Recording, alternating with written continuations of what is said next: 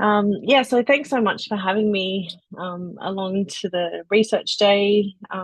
It's always kind of a pleasure to step outside of your busy day-to-day stuff and think, where are you at and what kind of conversation do you want to bring um, to, an important discussion that you're all having. So I thought what I'd do today is sort of take us through some of my reflections on the role of libraries in supporting, the movement that is looking at Indigenous data sovereignty. Um, I'm calling in from Darkinjung country on the central coast of New South Wales, where the sun is just starting to hit my house after being sort of covered by a mountain for the last few months. I live near an amazing creek, and I always sort of stand out there and think about, the 60,000 years of care and protection that the Darkinjung community gave to this area. So I acknowledge the Darkinjung community, their resistance and resilience, and also acknowledge that I work on Gadigal country at the University of Technology in Sydney. And I especially want to acknowledge other First Nations people, Aboriginal and Torres Strait Islander people who are on the call, on the presentation. And I guess I always sort of humbly think about how all of our work is connected, like we are to country. And for those of you that don't haven't engaged too much with the idea of country, I always like to show this definition by Amlin Quaymana, talking about the deep layers of what country means, for people to think about that when you're acknowledging the lands that you come from. It's not just a people-centered connection, but also thinking about, the birds, the animals, the rivers, the sea, and the land that you're connected with, and to think about the family connections that have been through there. So, the 2,000 generations of family. So, have that moment somewhere in your day to day to think about that deep connection that we all have to country. So, putting this together, I thought, as I mentioned, what I'd do is share some thoughts. I thought it would be good to have some leading questions. Some of you may be really familiar with the Indigenous data sovereignty movement and concepts around Indigenous data governance, but I thought I would, I guess, place the talk in looking at what the assertions of Indigenous data sovereignty are and contextualize that in the work that I do at Jumbunna Research. So I'll introduce a little bit about what I do in a moment.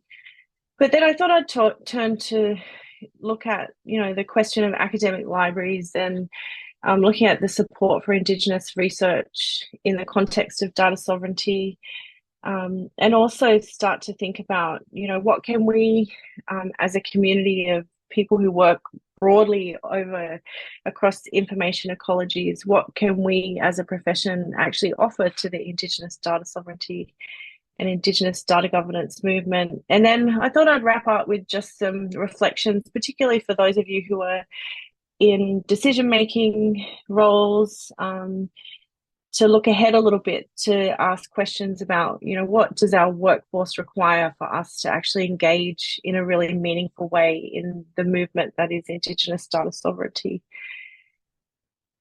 So a little bit about me. Helen's introduced me in terms of my work at Jumbunna. I come to a lot of the conversations in the work that I do around sort of frame things in the context of library and archives, but really my interests are around how to support community in managing their knowledge in an ongoing way so that communities are sustained, and have data, information, archives, records available for their needs at a community level. I have the great fortune of working at the Jumbunna Institute at UTS. So Jumbunna is an Indigenous research institute, and we have 9 research hubs that you can see there on the side that look across the breadth of, some really critical areas that support Indigenous self-determination. And I lead the Indigenous Archives and Data Stewardship Hub with my colleagues, Dr. Lauren Booker and Monica Galassi. And guess our work in that hub is trying to instill these sort of key sentiments that Jumbunna lives and breathes. So at the forefront, our research is it seeks to empower Aboriginal and Torres Strait Islander people from a position of sovereignty and self-determination. And what that means for us is that we engage in the questions that are critical for communities, and we hope that our research has impact. So we're always looking, I think that sentiment there of frank and fearless research and advocacy speaks to the agenda that we are interested in. And for me, I'll go to my next slide, and then I'll pop back. I've had a lot of experiences of working across libraries and archives and being in situations where, as a trained archivist, records manager, library professional, through all the stream of information management, I've really recognized how the sector has in many ways disenfranchised Aboriginal and Torres Strait Islander people from having access to and being able to readily control information.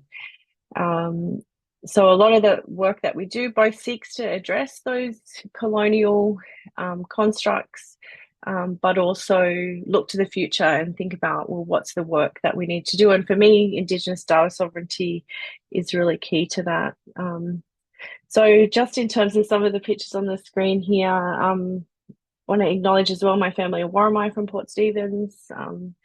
There's some pictures of my mum and sister there. And a lot of the things that I do are sort of connected to and have deep respect for the lived history of my family. And I ended up in the archives, I guess, after the Bring Them Home report, where there was recognition that Aboriginal and Torres Strait Islander people needed greater access, and that, places were really difficult to access. So a lot of the work that I've done across major collecting institutions and in research data contexts are really to constantly situate community needs in this picture. But I always make sure in the work, and more so recently, talking about after, Australia's after the Yes sort of campaign last year, that always want to recognise that even the work that we do at Jumbunna and the context of Indigenous data sovereignty, sometimes we use different words to explain things that people have been, fighting for and advocating for from at a community grassroots level for, generations. And I know in terms of my work at Jumbunna that I only do what I do because people have paved the way for me, and always wanting to recognize that work and the relationships that we have are really at the heart of what we do, but they're the things that sustain us. And I guess I mentioned that wholeheartedly in the conversation around Indigenous data sovereignty, that we have to be always conscious that, we're moving in a direction that looks back to our past and looks back at the movements that took us here. And so I'll mention in a little while, the really critical work of the United Nations Declaration on the Rights of Indigenous People, for example. But first, I guess for many of you, you would have heard about the Indigenous data sovereignty movement. I think both, in terms of research, support, I think in terms of, in Australia and in Australian context, looking at the closing the gap priorities from the federal government, Indigenous data sovereignty is a word that is being used a lot. And it's an amazing moment, I think, for us all to gather, the many disciplinary focuses to look at, the role of data in supporting Indigenous people's sovereignty and self-determination. I think one sort of caution is that data sovereignty can be used as a word like cultural safety, and we have to be really cognizant of the fact that data sovereignty means something, and it's serious business when we're thinking about community. And a part of what I want you and encourage you to think about today in my talk is, what does a word like sovereignty mean, and what does self-determination mean in the work that you're doing in a library? So I draw very heavily, and the work of our hub draws on the leading work of Mayamnari Wingara, Australia's Indigenous Data Sovereignty Network. And I think this definition that came from some of the earlier gatherings of Mayamnari Wingara really summarizes, the global movement that is upon us in terms of the assertion of Indigenous people to govern the creation, collection, ownership, and application of their data.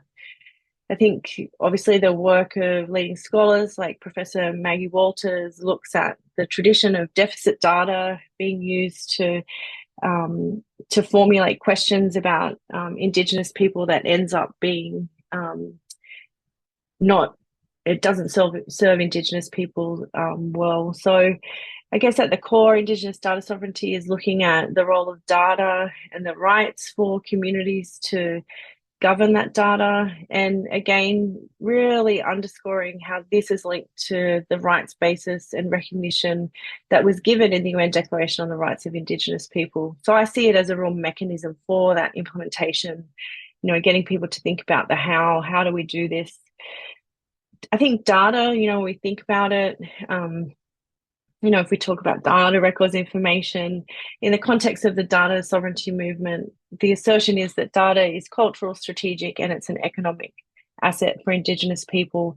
But as I have talked about, and as many of you would know, data in a colonial context has been very much in the making of others, and Aboriginal and Torres Strait Islander people have historically been not in positions of control. And we see that with our collecting institutions trying to redress that past now.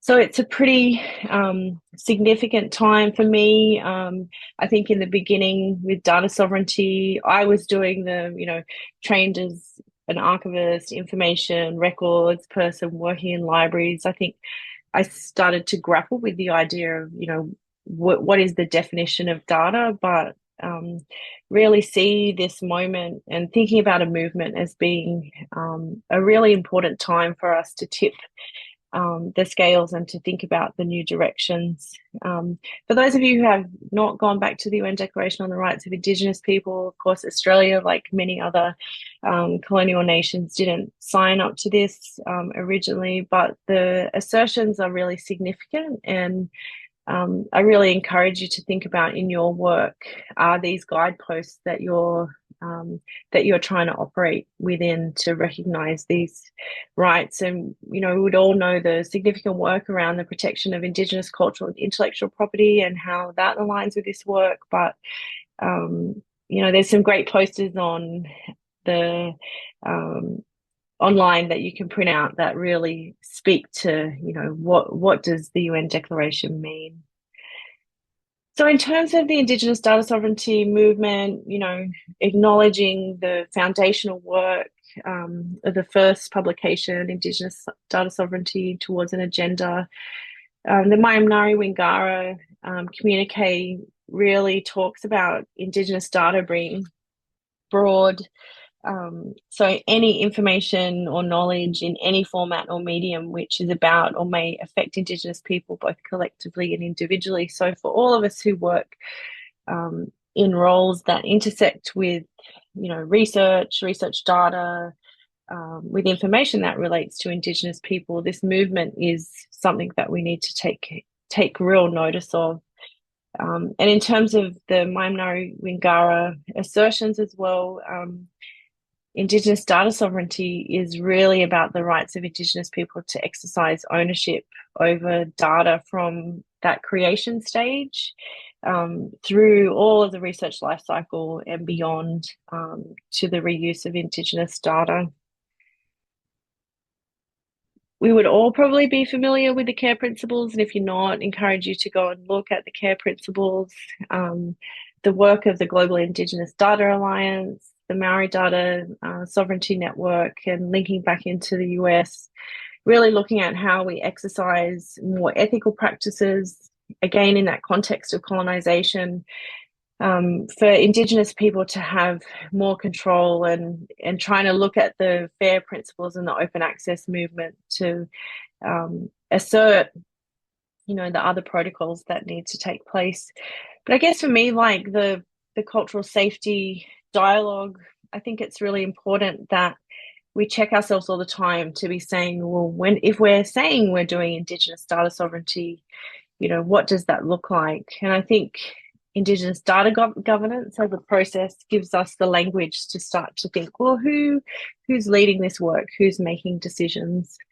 And so Indigenous data sovereignty gets us to look at those mechanisms. So, if we're saying that we want Indigenous people participating, are we looking at a less formulated process of consultation or participation, or are we actually saying that Indigenous people are in the driving seat? So, looking back at our frameworks, our policies and principles and our practices to say, who's in the room, who's guiding this work, and a position of sovereignty and self-determination really is in the Indigenous data sovereignty assertions about people being able to exercise rights over the management and control of data. So I think we are in the moment of Indigenous data sovereignty being something that people are aware of, they're talking about. We have to really recognize that, our practices need to shift. If we want to recognize unique cultural rights, we have to really get comfortable with understanding the power differentials, sort of unlearning that or learning that our past practices have really not always been supportive of the management of Indigenous knowledges. And I guess we really have to start to invest, I think, in the building and aligning of processes that empower Indigenous people. And a lot of that is really about giving at a community level or, whatever way that people are engaging in with Indigenous communities, the ability to have leadership and to think about those questions that are key to self-determination. I like the always going back again and acknowledging the work of Maimnari Wingara. Indigenous data sovereignty, of course, in their definition here, refers to the rights of Indigenous people to autonomously decide what and how Indigenous data are collected, accessed and used, and ensures that data on or about Indigenous people reflects our priorities, values, cultures, worldviews and diversity. So it's a grand vision, and one, again, that I think, even in terms of collective decision-making, really challenges Western constructs of how knowledges, research data, etc., are managed over time. But I guess I'm really excited, and, I hope when you leave the discussion today, you have time to think about, in terms of what's this intersection, in our case of a profession, in academic libraries, in libraries, research data management support of, how do we do our work to engage and empower Indigenous data sovereignty principles, but also thinking about the connection with Indigenous research priorities. So for me, part of the sentiments are for us to understand that a lot of the practices that we currently work within are informed by colonial paradigms. There's a really great article about Marissa Duarte about Indigenous ontologies, and one of the things I really like about the work is that there's real recognition that you need to understand how colonization works in order to address it and to dismantle it. So I think sometimes there's the assumption, and in all the decolonization debate, that colonization has stopped and we are no longer there. But I encourage you to think about, if we put the Indigenous data sovereignty and Indigenous self-determination lens over our work, to start to think about that power. Who are the systems created by, who are they owned by, who do they benefit? There's lots of sort of checkpoints, I think, that we can start to measure and understand if we're still in the midst of a colonial project, or if we have in fact sort of shifted into a position of self-determination. I think a lot for me working in an Indigenous Research Institute, and my research is um, informed very much by Indigenous research methodologies. I think we've got a bit of work to do in terms of understanding how all of these synergies come together. What does it mean to do Indigenous research and to undertake reciprocal research based on relational paradigms, shared ownership? I think our ethics boards are getting a lot better at this work, which is really encouraging. But the other piece of work for me in terms of academic libraries and research support is thinking, well, what are the tools that we need researchers to engage with when we're working to this assertion? And again, thinking all the time about if it is members of the community who are engaged as research participants, how do they feel like they're engaging in a way that supports their self-determination? So it's not this abstract sort of idea in the distance, but something that we live by. I mean, I'm really interested as well in how the care principles, how Indigenous data sovereignty are being expressed in the work of academic libraries, and how those Indigenous data governance principles are being affected. I know for myself, someone who has to put in a lot of ethics applications, unless you do that yourself, sort of looking at how your data practices, your data collection, analysis, dissemination feeds back. We don't always have the tools and frameworks to get us to that point that we're really living up to the data sovereignty principles. So I ask myself these questions in terms of, the work we're doing in the hub. So thinking about what's the intersection of Indigenous data sovereignty movement with library practice? Are people sort of looking at these, at the care principles and thinking about what they do need to unlearn or learn? I also think a lot about that next question of what's the future work of librarians and archivists in responding to the care and protection of Indigenous knowledges, and really thinking about the data sovereignty principles.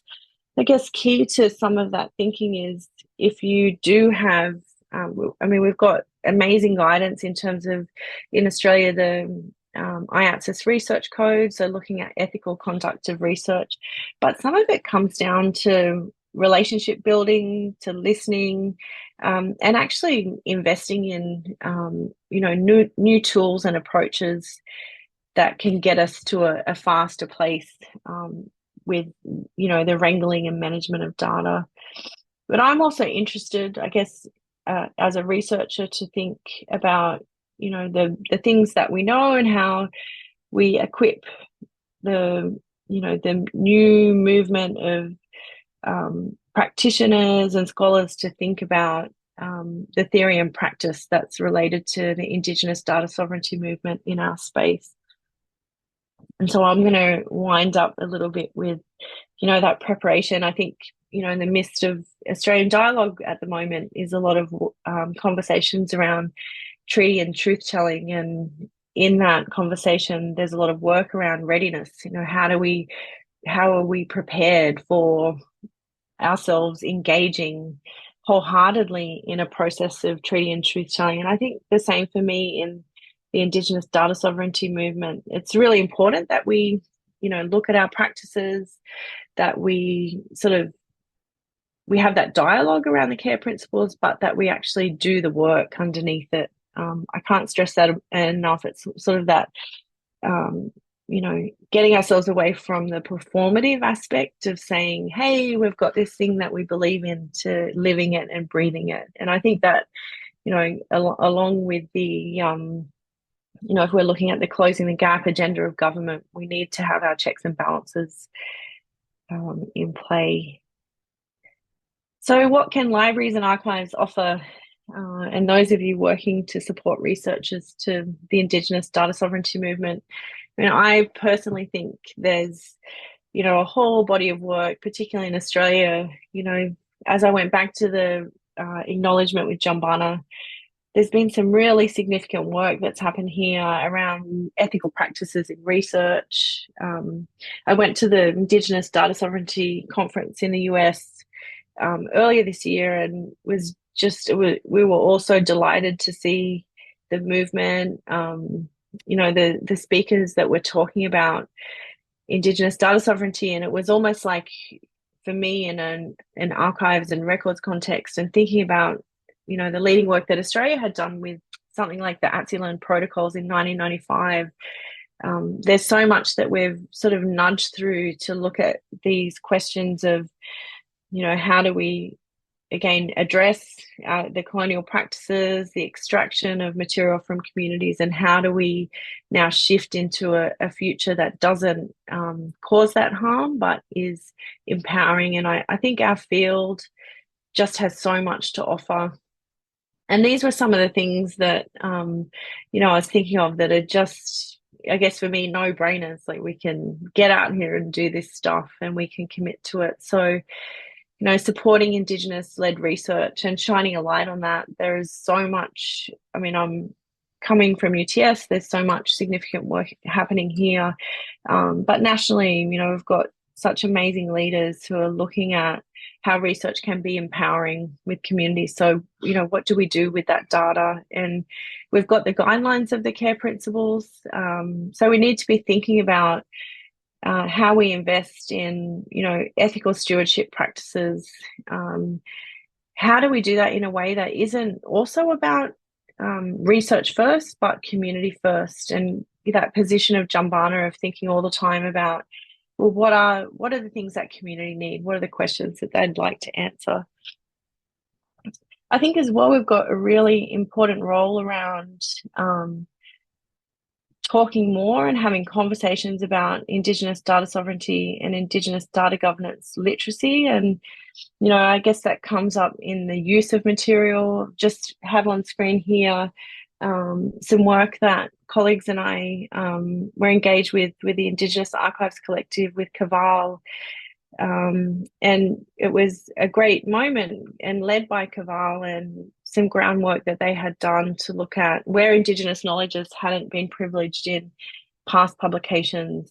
Are there moments respectfully of respectful interventions that people can shine a light on Indigenous process? And it's a very complicated space when you do this work retrospectively. And I think those guidelines speak to just encouraging particularly undergraduate students to build that literacy. What's an appropriate source? How can I try and surface Indigenous-led or supported?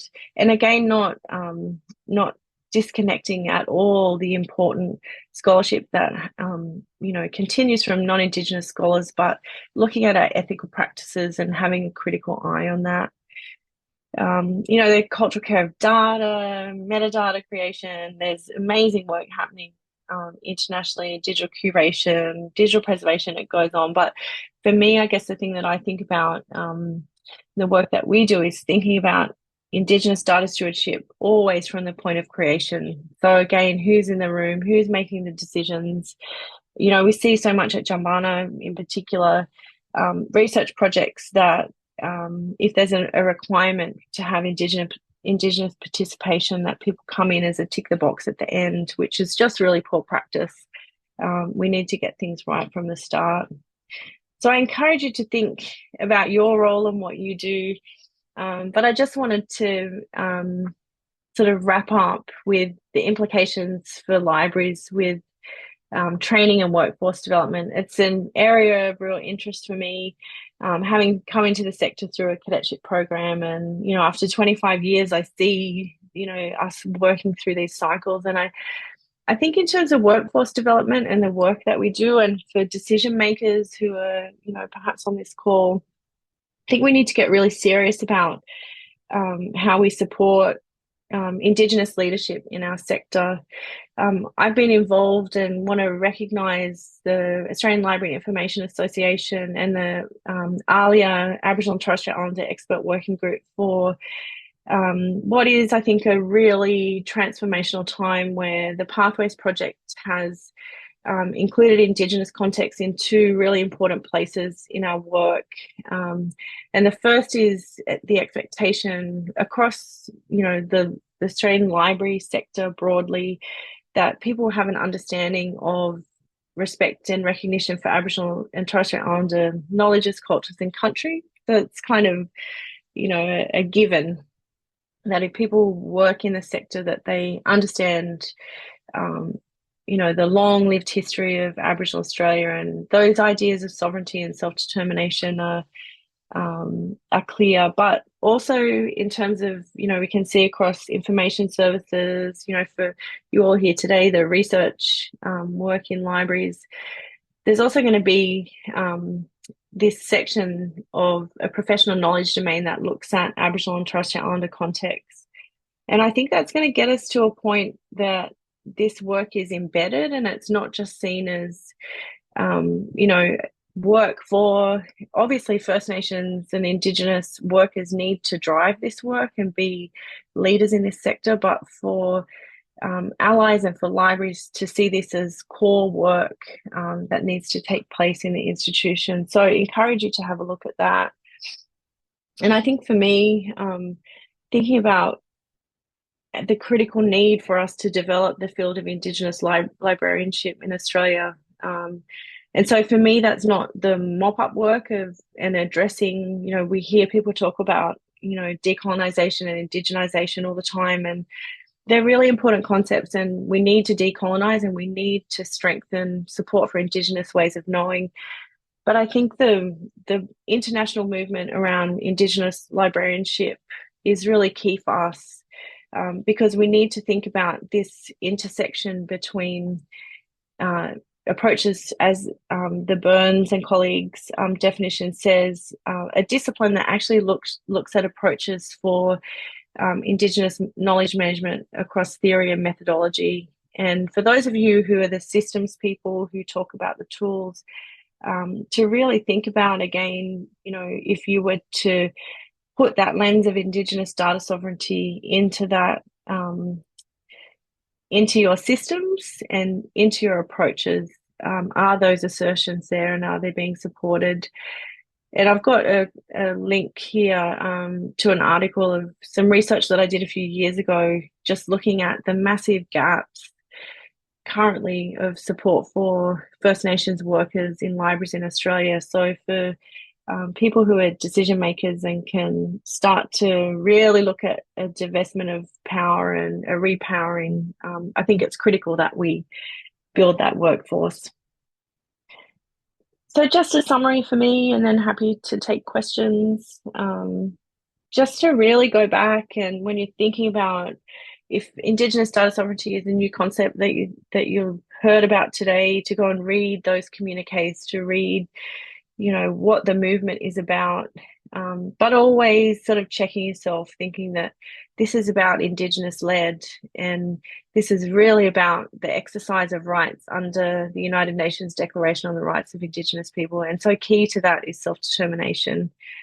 And if you're thinking about, you're amongst the movement and you want to make things happen, to ensure that your governance processes are really effective and that you have mechanisms in there for Aboriginal and Torres Strait Islander decision making from the design phase of projects, or if you're talking to researchers, for them to think about it. As I hope I've shared, I think, the work of academic libraries just have so much to give to the Indigenous data sovereignty movement. And it's not just, I guess I'm excited by the movement because I think there are so many opportunities. And for me, when I think about the potential for the workforce, for really critical jobs, and for other First Nations librarians who might be here, just seeing, the opportunities for people to work with community and to work with the sharing of knowledge is, so critical. But I guess, we have to invest as well.